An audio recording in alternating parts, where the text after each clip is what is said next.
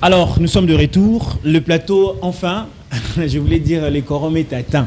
Nous avons également le prophète Eli Wanzambi qui est avec nous. Alors, avant de prendre le prophète Eli Wanzambi, prophète Nathan Kololo, oui. Ensemble avec le pasteur Roger, nous étions en train de réfléchir sur la manière dont les hommes des dieux aujourd'hui doivent faire en sorte que le message du temps de la fin puisse toucher un maximum de chrétiens. Comment faire? Je commence avec le prophète Nathan Kololo. Premièrement, je dirais ceci.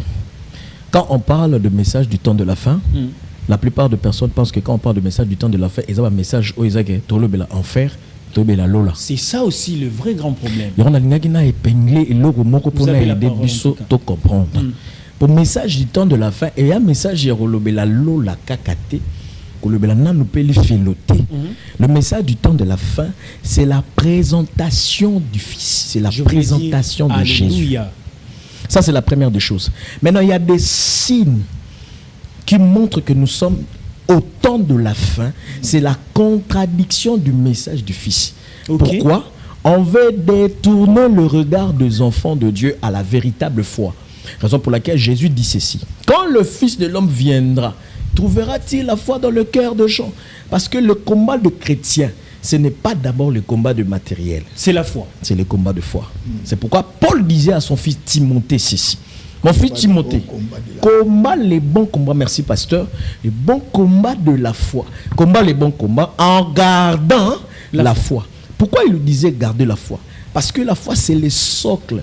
Parce que la foi, c'est le socle du message du royaume. C'est le socle du message du temps de la fin.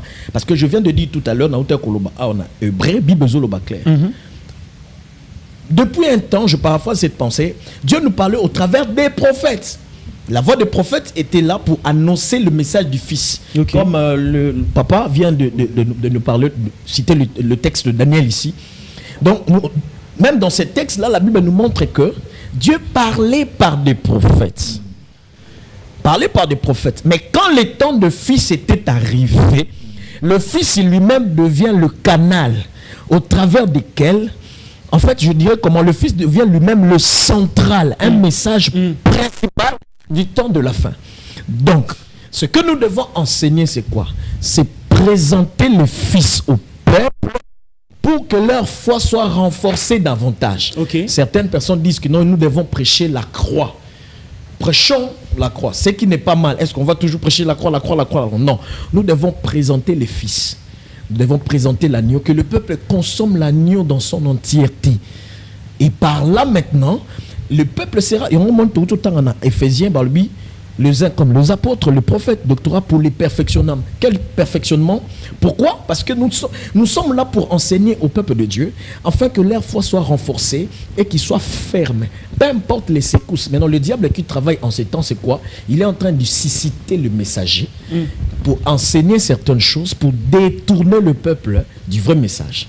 Et ça aussi, c'est un signe du temps de la fin. Ça, c'est intéressant. Merci beaucoup, le prophète Nathan Kololo. Alors, pasteur Roger Fouani, vous partagez la même avis que le prophète Nathan Kololo. Alors, comment voyez-vous la fusion à 100%. Ce qu'il vient de dire, c'est vraiment Dieu. Alors, le problème maintenant, c'est quoi? Tel qu'il venait de le dire là. Le diable savait que quand on va présenter le Fils, sa place ne sera pas. Alors il faut que lui aussi puisse s'imposer. Puisse aussi présenter son Fils à lui. Quand le Seigneur Jésus-Christ était sur la terre, il y avait aussi Judas à côté. Et Judas représentait l'ennemi. Quoique c'est un disciple qui a été choisi par le Seigneur lui-même, mais il a fallu que l'onction de l'accomplissement de son travail, lequel travail il a été prédestiné sur la terre, de trahir le Seigneur, devait s'accomplir. Ok. Voyez bien. Alors, quand on nous présente le Fils en question, c'est le Maître lui-même. Le Fils, c'est le Maître lui-même. Parce que Éphésiens 4, qu'on vient de nous lire là, c'est écrit que tous ces gens-là, ils sont comme. Et celui qui est comme ne l'est pas véritablement. Amen. Wow. Alors, celui qui est comme ne l'est pas véritablement. Mais le maître lui-même, il est ce qu'il est. Amen. Alors, on va prendre le prophète Eli Wanzambi qui vient de nous rejoindre. Prophète Eli Wanzambi, bonjour et bienvenue. Bonjour, monsieur Herbie. En tout cas, merci. Enfin, vous êtes là, malgré cette problématique des embouteillages monstres à Kinshasa. Quand même, vous êtes venu pour éclairer la lanterne de nos téléspectateurs, de chrétiens surtout, qui attendent avec un ardent désir la révélation du Fils de l'homme. Et le Fils de l'homme en question, c'est Jésus-Christ, qui en même temps notre Dieu, qui doit être enseigné comme il se doit en ces temps de la fin. Les temps de la fin, mythe ou réalité pour vous, le prophète Élie? Bon, le temps de la fin, on ne parlera pas de mythe, mais je dirais que c'est une réalité. Ok. Ce n'est pas un mythe. Parce que, bon, quand je parle c'est une réalité, c'est pour nous qui sommes des chrétiens. Mais pour les scientifiques, ils diront c'est un le mythe. Ah, ok. Parce que ce sont les scientifiques, ils vous diront ça sera la fin des astrologues, des signes astrologiques, et ils veulent compliquer des choses en fait. Mais pour nous qui sommes des enfants de Dieu, nous disons c'est une réalité, ce n'est pas un mythe. Pour dire que des fois on ne sait pas si ça sera, mais nous croyons fermement que le temps de la fin est une réalité. Amen. Il y a la fin de chaque chose. Comme la Bible nous le dit, parce que quand on parle du temps de la fin, il faut savoir qui doivent annoncer les signes du temps de la fin. Effectivement, qui sont ceux-là qui doivent annoncer les temps de la fin? Ce n'est pas les apôtres, ce n'est pas les prophètes, ce ne sont pas les pasteurs qui doivent annoncer les signes du temps de la fin. Et quand nous lisons dans la parole, il dit dans le livre de Marc, il va dire aux apôtres, allez-y, faites de toutes les nations mes disciples, à les enseignants, et ceux-là qui croiront et qui se feront baptiser seront sauvés. Il n'a pas donné à une mission aux disciples de dire, allez-y annoncer les signes du temps de la fin. Il n'a pas dit cela aux apôtres ni aux prophètes. Et les gens qui sont censés annoncer le signe du temps de la fin se retrouvent dans les livres d'Apocalypse 11. On nous parle des deux témoins. Des deux témoins. De deux témoins qui vont annoncer le signe du temps de la fin. Qui sont ces témoins? Qui sont ces témoins, s'il vous plaît? C'est dans Apocalypse 11, ce sont les deux témoins. Et pourtant, nous qui sommes le pasteur, parce qu'avant d'arriver aux deux témoins, on a des personnes qu'on appelle des prophètes majeurs. On a des prophètes majeurs, on a des prophètes mineurs. Et quand on a un prophète majeur, c'est un porteur de message. Ok. Et qui vient éclaircir des fois d'autres choses. C'est pourquoi aujourd'hui, vous trouverez difficilement les gens lire les livres d'Apocalypse. Pourquoi? Parce que c'est un livre prophétique, un livre compliqué. Est-ce que ces livres d'Apocalypse, c'est seulement les prophètes qui doivent lire ça? Non, il dit... Ouais, qu'est-ce que vous posez? Ce n'est pas seulement les prophètes, parce que tout le monde a une portion en lui. Comme Papa Roger venait de le dire, il a dit dans Ephésiens, il a fait les autres comme le pasteur, comme le prophète, comme le docteur. Mais qui est le vrai docteur? C'est Jésus. Amen. C'est lui qui est le vrai. Pourquoi? Parce qu'il y a une portion en toi. Il prend une partie de lui, il te la donne. Donc à partir de cette petite partie de lui qui est en toi là, c'est pourquoi la Bible nous dit c'est poussé par l'esprit que les hommes ont parlé de la part du Seigneur. Pourquoi? Parce que c'est quel esprit? Parce que la Bible nous dit encore, l'esprit de l'Éternel rend témoignage à notre esprit que nous sommes enfants de Dieu. Ici, il est question des esprits. Il n'est pas question de la chair. C'est pourquoi dans le livre de Jean 6, le verset 60, la Bible nous dit, en réalité dans l'homme c'est l'esprit. La chair ne sert en rien. Quand on nous parle de deux témoins, vous avez bien posé la question, qui sont ces deux témoins? Effectivement, prophète Élie. Qui sont ces deux témoins? Et on nous parlera des deux oliviers. Nous sommes dans Apocalypse. Et on dit quoi? Ils vont prophétiser pendant 3 ans et demi. 3 ans et demi. 1260 jours. Ils sont de faire le service. Dans leur bouche, ils vont cacher du feu.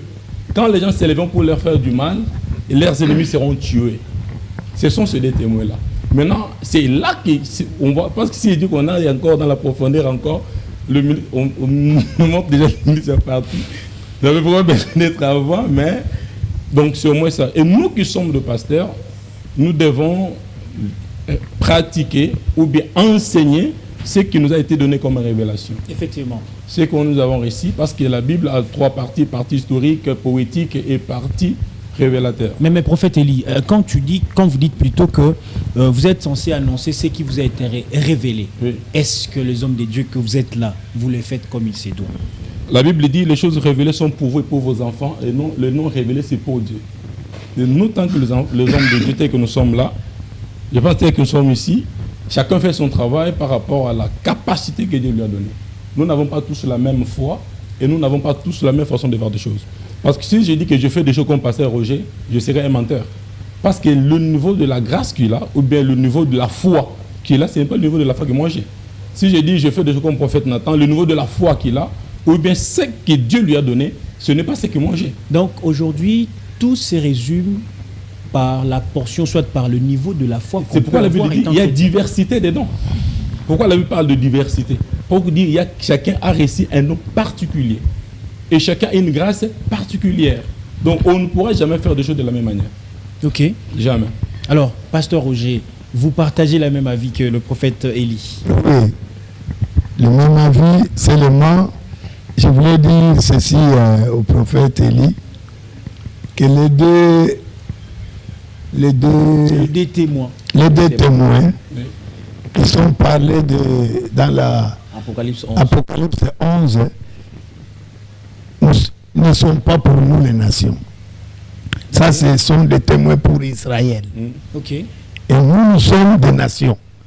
Nous sommes un peuple qui a été gracié. En réalité, le Dieu qu'on adore, c'est le Dieu d'Israël. Dieu s'est révélé à Israël. C'est le Dieu d'Israël que nous adorons. Donc nous... Mais quand Israël a rejeté son Dieu, alors que c'est alors que ce Dieu-là, ce Dieu-là, très intéressant. Donc, Tobotoli Nzambe Abba. Nzambe, comment ça Nzambe? Non,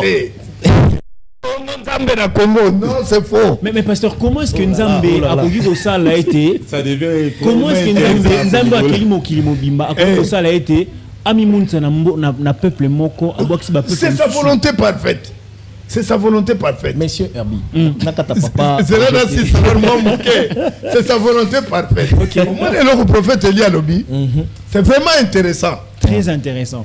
Alors, les deux témoins là, pourquoi Barozaraba témoin? C'est parce que Namboka na bango mokonanu, bandimela ki bangote. Mboka na bango wana nde buma ba témoin wana. Et jusqu'à aujourd'hui, Israël basé la justement, à l'impression de Jésus en Israël aujourd'hui, c'est peut-être juif ou bazana ba nationalité ya kosangisa. Oui. Mais un hébreu koyebisa que Jésus le Seigneur okolongwana na banza matama no ekomi rouge pour bakobeta yo na ndenge kozakana te. Ok. Donc il manque la révélation. Non, mais parce qu'ils sont aveuglés. C'est Dieu lui-même qui les a aveuglés. Ouais. Parce que le regard de Dieu aujourd'hui, c'est pour nous les nations. Ah, donc c'est Dieu lui-même. Grâce wana pesibiso, to profiter nango.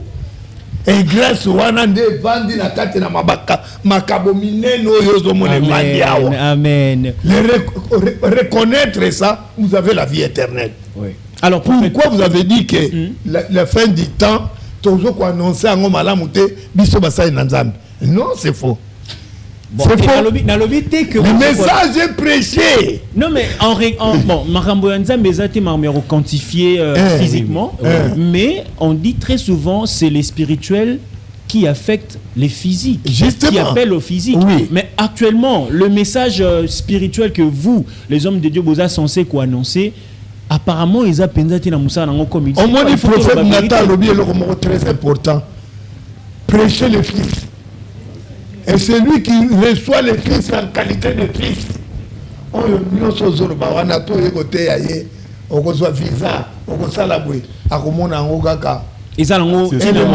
alors le prophète Nathan Aligny peut réagir. Prophète Nathan Aligny a complété le prophète Élie. Il a dit une chose que j'ai beaucoup appréciée. Et puis rejoindre aussi le pasteur Roger. Il a dit ceux qui sont censés d'annoncer le message du temps de la fin, c'est pas le 5 dons que Jésus a donné, c'est que nous avons lu dans Éphésiens. Je vais d'abord dire ceci. Et puis j'aimerais insister sur ce point. Il y a une différence entre le temps de la fin et la fin des temps. Il y a une différence. Il y a vraiment une grande différence. Entre le temps de la fin et là, maintenant, je parle comme prophète. Déjà, le thème que vous avez mis là, c'est un thème eschatologique. Et l'eschatologie, là, ça revient aussi à nous. Pardon, pour ne pas rendre seulement des choses de manière particulière comme mon nom. C'est un sujet qui est beaucoup plus aussi prophétique. Il y a trop d'images qu'il faut maintenant expliquer. Effectivement. Et il y a aussi des événements qui demandent des explications. Par exemple, c'est que le prophète Élie venait de numérer là d'Apocalypse 11. Là, il faut maintenant savoir les situer. Parce que c'est plus le problème de temps. Je viens de dire ceci, qu'il y a une différence entre les temps de la fin et les messages. Et les temps de la fin et la fin des temps. Ok. Vous voyez, le temps de la fin, c'est quoi? Le temps de la fin, c'est une période qui marque la fin de l'âge de l'Église. Je répète, le temps de la fin, c'est une période qui marque la fin de l'âge de l'Église. Ok. Et ce temps est caractérisé par le message du Fils. Nous devons annoncer le Fils. Prêcher Jésus, c'est un message du temps de la fin. Amen. Prêcher Jésus, c'est un message du temps de la fin. Parce que la Bible l'approuve que dans ces derniers jours, le Père nous parle que par le Fils. Nous venons de dire les apôtres sont comme, nous tous nous sommes comme. Ça veut dire que nous sommes de représentation, des extensions de Jésus qui représentent Jésus au travers de la vie, mais aussi des extensions du Christ sur la terre qui représentent Christ par le message, mais aussi par notre manière de vivre. C'est ça en fait. En fait, je peux dire, si je peux exagérer un tout petit peu, c'est ça en fait la caractéristique du temps de la fin. Alors, qu'est-ce que maintenant la fin des temps? La fin des temps, c'est une période qui marque maintenant la fin de toutes choses. La fin de l'histoire, la fin de l'humanité, la fin du monde actuel. Parce qu'il y aura un autre monde qui descendra, selon la prophétie et selon la Bible. Maintenant, les temps de la fin des temps ne concerne pas tous ceux qui croient en Jésus-Christ. Parce que notre temps finira déjà le jour de l'enlèvement. Okay. Nous serons enlevés. C'est par là, s'il faut maintenant dire, quant à moi je dirais ceci, il fallait au moins numérer le sujet, s'il fallait mentionner, il fallait écrire l'enlèvement, mythe ou réalité. Parce que le problème beaucoup plus c'est ça. Je pense que nous allons revenir prochainement avec cette sous-thématique de l'enlèvement. Voilà. Et comment expliquer aux téléspectateurs c'est quoi l'enlèvement, comment ça va se passer très prochainement. Puisque nous sommes en train de parler de la fin du temps, nous sommes vraiment déjà en train de chuter vers la fin de notre émission de ce matin. Nous allons également laisser la parole au prophète Élie Wanzambi. Alors, le prophète Élie, comment faire en sorte que le message du temps de la fin soit reçu comme il faut à tous ceux-là qui doivent le recevoir? Parce que la Bible dit, à tous ceux qui l'ont reçu, il leur a donné le pouvoir de devenir enfants des dieux. La réception de Jésus, soit le fait de croire en Jésus, on devient enfant de Dieu. Avec ce message de Jésus, c'est le message du temps de la fin. Comment faire? Je suis dans ce que le prophète vient de dire. Il a parlé du temps de la fin, le message du temps de la fin. Quand on parle du message du temps de la fin, quand on voit le message du temps de la fin, c'est une période allant de la première venue de Christ et parlant de la deuxième venue de Christ. C'est ça. En bref, si on veut parler, c'est là. C'est la première venue de Christ et vers la dernière venue de Christ. Et pourquoi nous parlons de cela? C'est parmi des choses, quand nous parlons de l'eschatologie et l'herméneutique, il y a des fois des choses comme ça, on de le parler. Et bon, là, je suis plus dans ceux qui sont théologiques. Et il y a des choses qu'on va plus vous expliquer là-dessus. Par rapport à ce qui doit être prêché, ou bien ce qui est en train d'être montré, et avant que je puisse finir par la question que vous posez, je prends aussi ce que le pasteur Roger venait de dire. Il a parlé d'Israël, il a parlé de Dieu d'Israël. Ce n'est pas notre Dieu, le Dieu d'Israël, mais c'est lui qui a créé toute l'humanité. Mais il était le Dieu de tout le monde, mais quand nous lisons les Écritures, la Bible dit il s'est choisi. Donc, il a créé tout le monde, mais il s'est quand même choisi. Donc, Dieu s'est aussi choisi. Il a choisi lui-même pour dire moi-même, je vais commencer à diriger ce peuple. Moi-même, je deviens le président, je deviens le roi de ce peuple. Okay. Mais à un moment donné, le peuple va lui dire nous sommes fatigués, que toi-même tu nous diriges. On a aussi besoin d'un homme comme d'autres nations ont des chefs, ils doivent aussi nous diriger. Et pourquoi nous parlons de des témoins, comme le pasteur Roger vient de dire, que ça concerne Israël. Aujourd'hui, si on parle du temps de la fin, nous avons comme référence Israël. Quand on va construire le 3e temple, ça ne se construira pas dans les nations. Ça va se construire en Israël. En Israël. Et les temples du roi Salomon. Et quand on va les construire, ça sera en Israël. Et donc, tous ces qui parmi les signes sont de marquer, et quand nous serons de voir des choses qui se passent en Israël. Parce que, et quand vous commencerez à voir les Israélites commencer à reconnaître le Fils de l'homme, et les Israélites commencer à retourner chez eux, comprenez qu'il y a quelque chose qui ont de se faire. Actuellement, les Israélites sont vraiment éparpillés dans Ils sont éparpillés. Les jours que vous voyez qu'ils commencent à retourner chez eux, donc comprenez déjà que non, ce sont des signes annonciateurs qui annoncent déjà la venue de Fils de l'homme. Alors, comment le message doit être prêché? Comme le prophète Nathan, quand je finis, je ne sais pas, parce que écoutez, il a parlé, nous devons présenter la croix. Donc, parce qu'on présente la croix, donc c'est le message central. Le message central, c'est présenter la croix pour dire, celui qui était venu, c'est celui qui reviendra. Celui-là, c'est Jésus-Christ. C'est Jésus. Il était venu, il est parti, parce qu'il n'est pas parti se reposer. Il dit, je ne vais pas vous préparer un endroit. Et quand il ne va pas préparer l'endroit, ce n'est pas tout le monde qui ira au ciel. Ce n'est pas tout le monde qui ira au ciel. Les gens disent, non, nous irons au ciel, nous serons dans les ciels avec Dieu. Non, tout le monde n'ira pas au ciel. Donc, on parle d'une nouvelle terre et un nouveau ciel. Le ciel existera. Existera et il y aura une nouvelle terre. Donc quand nous irons après l'enlèvement, ce n'est pas tout le monde qui ira là-bas. La question de l'enlèvement, je garde ça pour très prochainement. Un mot juste à tous les téléspectateurs chrétiens qui nous ont suivis ce matin, parce que nous sommes déjà vraiment en train de finir. Qu'est-ce que le téléspectateur doit retenir de cette thématique liée à la fin du temps? Je parle à ceux-là qui sont de nous suivre. La Bible nous dit, parmi le temps de la fin, il y aura la famine, il y aura des guerres, les enfants seront rebelles à leurs parents, et ce sont des choses qui nous sont en train de voir. Vous qui êtes enfants de Dieu, et la Bible dit que d'autres nations seront jugées plus vigoureusement plus que Sodome et Gomorrhe. Nous voyons l'homosexualité déjà partout, bien sûr qu'au Congo n'est pas légalisé, mais quand vous passerez, vous verrez qu'il y a des homosexuels, il y a des lesbiennes. Il y a des choses bizarres qui sont en train de se faire partout. Et le temps est arrivé et nous devons vivre la repentance, quitter l'hypocrisie, vivre la vraie parole, la parole pure, sans mélange.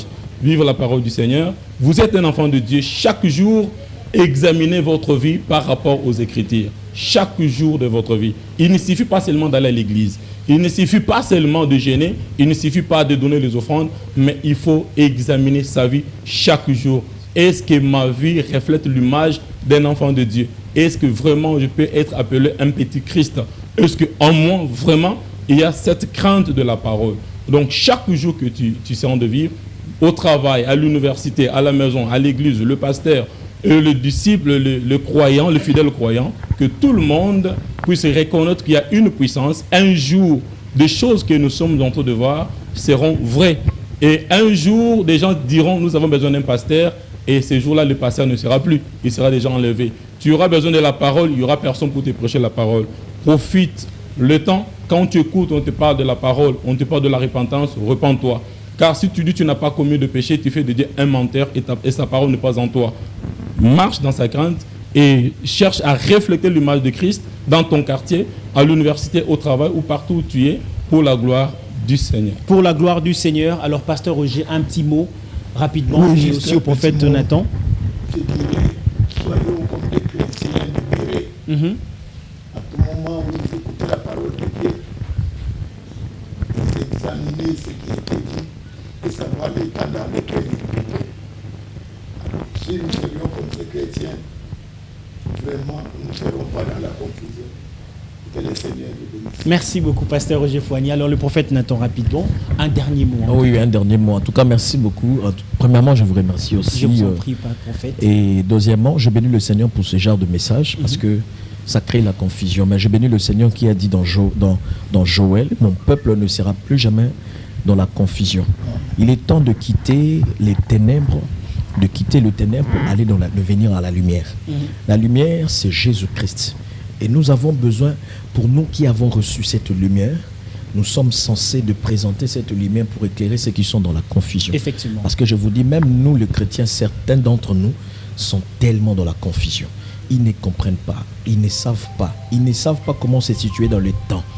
Alors, l'enlèvement existe. L'enlèvement ne viendra pas prendre les gens qui marchent, je ne sais pas moi, mou, comme des gens qui ne font rien du tout de mal, non. L'enlèvement viendra prendre ceux qui ont la foi en Jésus-Christ. C'est là qu'on appelle juste. Parce que le juste, ce n'est pas quelqu'un qui marche qui est dans la crainte de Dieu, non. Le juste, c'est quelqu'un qui garde la foi. Parce que la Bible déclare, mon juste vivra par la foi. Si c'est retire, mon âme n'aura pas plaisir à lui. Dieu n'a plus plaisir à quelqu'un le jour où la personne quitte la foi. C'est libère de la foi. Et je te conseille, toi qui es en train de me suivre là, ce matin, garde ta foi. Parce que c'est un élément majeur. Nous avons le diable dans son système, il combat deux choses dans notre cœur. La foi que nous avons en Jésus-Christ et l'amour que nous avons. Si l'amour de Dieu diminue, parce que la Bible déclare la charité d'un plus grand nombre se refroidira. Si cette charité commence à se refroidir en ces temps, les gens n'ont plus l'amour de Dieu, les gens n'ont plus la soif de Dieu, les gens n'ont plus le besoin de sa tâche. Tout le monde est connecté aux réseaux sociaux, tout le monde est dans plusieurs choses, tout le monde est occupé. C'est parce qu'il y a un problème quelque part. Ce problème, c'est le problème de la foi. Quand la foi fait un défaut, même l'amour pour Dieu, la flamme de l'amour qui brillait dans le cœur, ne sera plus. Alors gardons la foi et pour que nous puissions rallumer l'amour qui brille en nous. Alors merci en tout cas au prophète Nathan Kololo qui était avec nous sur ce plateau. Je rappelle que vous êtes prophète d'une très grande église ici à Kinshasa et il y avait également le pasteur Roger Fouani qui est pasteur responsable de l'église Sunem Tabernacle qui était aussi avec nous et il y avait aussi le prophète Eli Wanzambi. Alors on va prendre cette page rose rapidement pour déjà se séparer. On va commencer avec maman Annie Louawa qui fête son anniversaire aujourd'hui. Joyeux anniversaire à vous, maman Annie Louawa. Et c'est de la part de ta précieuse fille Esther qui te souhaite plein de bonnes choses, bonté, prospérité, longévité. Laisse que le Dieu qui annonce les temps de la fin qui commence par la naissance de Jésus-Christ, puisse vous apporter tout ce que vous avez comme besoin des naissances, des précieuses dans ce que vous allez faire. Heureux anniversaire à vous, maman Annie Louawa, et c'est de la part de ta précieuse fille, Madame Esther. Et puis il y a également un autre anniversaire, c'est l'anniversaire de Dave, voilà, de la part de Divine Kenga. Anniversaire précieux à vous, messieurs Dave, voilà, c'est de la part de Madame Divine Kenga. Plein de bonnes choses à vous, messieurs Dave. Il y a plein d'anniversaires en ce jour. Il y a également messieurs Enoch Mundiba, je voulais dire, qui fête son anniversaire aujourd'hui. Et ses souhaits, c'est de la part de Madame Sarah Sapou. Plein de bonnes choses à vous, messieurs Enoch Mundiba.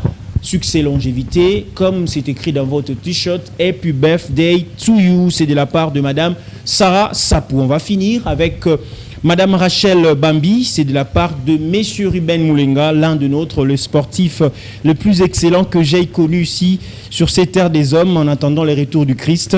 C'est Ruben Moulenga en tout cas. Heureux anniversaire à Madame Rachel Bambi. Plein de bonnes choses à vous, Madame Rachel. Que Dieu puisse vous accorder tout ce que vous avez comme besoin et désir. C'est de la part de Ruben Moulenga. Voilà, c'est fini pour ce matin. Merci en tout cas. Beaucoup de clémence au directeur de programme qui nous a permis de pouvoir vraiment finir cette tranche matinale. Merci à vous. Alors, un petit communiqué rapidement. L'église Seine, Centre La Victoire, qui organise une très grande activité. Déjà, c'est pour le 19 au 30 novembre de cette année et avec un puissant thème, je cite, 12 paroles prophétiques de Jacob sur ses fils. Alors, il y aura des éminents hommes des dieux qui vont intervenir. Là, je vois le prophète Kevin Mbomba, je vois le berger Rufus Devas, il y aura également le berger Explodit Timba à la réserve de l'Éternel.